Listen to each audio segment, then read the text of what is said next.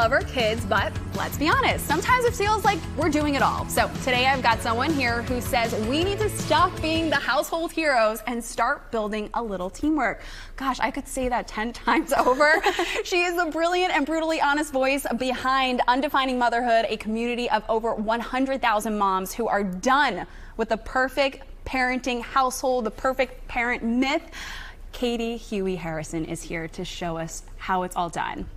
Thank you for being here. Thank you so much for having Let's me. talk. And first of all, I want to just kick off. Today you have your book drop. Congratulations. Oh my gosh. How amazing. Thank you so much. Yes, I mean, we're talking mental load relief, and the postpartum playbook is the ultimate mental load relief for new moms. We're talking hacks for getting help when people come to visit. We are talking, scripts for asking for help, the things that make it so easy. It's available now. shop.undefiningmotherhood.com. Go check it out. I am going to read that right away, because let's talk about the household. It can be overwhelming, and there's a lot of pressure that comes to that. So how do we deal with this? How do we handle it? Well, parental overwhelm is so severe that the U.S. Surgeon General is actually calling it an urgent public health issue. So this is something we have to tackle, right? And a big part of that is the load that parents are carrying. They're reporting massive amounts of overwhelm, and we can actually enlist our kids to help carry some of that load. Okay, tell us how to do that. Tell me how to do it. I'm like, just talk to me. Yeah. Well, it really is all about instilling our children with the empowerment to do what it is that they're able to do based on their age. So routines,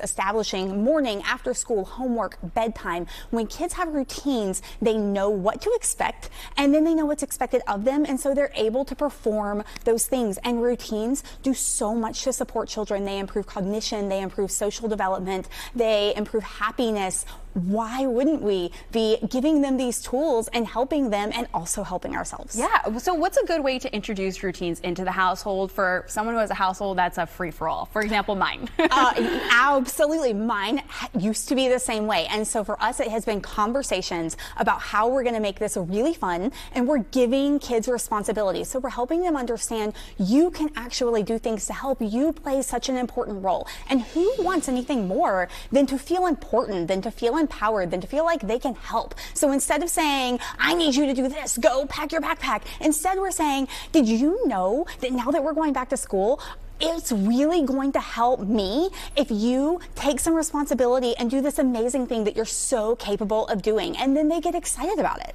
I love that. So that's just one of your examples too. And you're talking laundry races, snack menus, backpack drop zones. Like, these are such good ideas. Which is your favorite out of all those? My favorite thing is the race to see who can get dressed the fastest in the morning. Oh, I like that. If you have a little kid, and if you have older kids, my favorite is the competition. Who can cook the best dinner? Because then they're learning, they're practicing, and they're also doing like multiple things that are going to support you throughout your day. Katy, these are great tips. I'm going to try them this week, I promise. And I'm definitely going to read your book. Thank you so much for being here today on South Florida Live. Thank you for having me.